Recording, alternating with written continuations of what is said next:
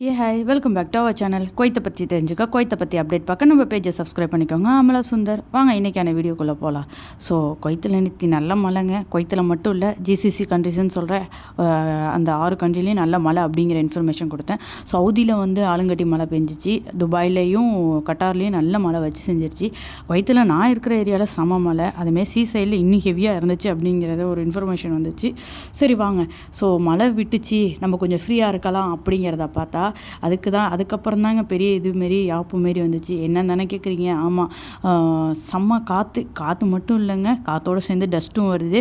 So delivery man and drivers வந்து கொஞ்சம் சேஃபாக பார்த்துக்கோங்க.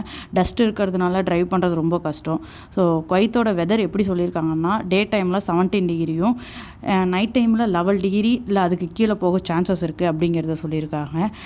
நமக்கு ஓகே, 11 டிகிரி அதுக்கு கீழேங்கும் போது ஓகே. சவுதியிலலாம் ஸ்னோஃபாலே வர ஆரம்பிச்சிருச்சிங்க. ஸோ இந்தமாரி மோர் டீட்டெயில்ஸ் பார்க்க நம்ம பேஜை சப்ஸ்கிரைப் பண்ணிக்கோங்க.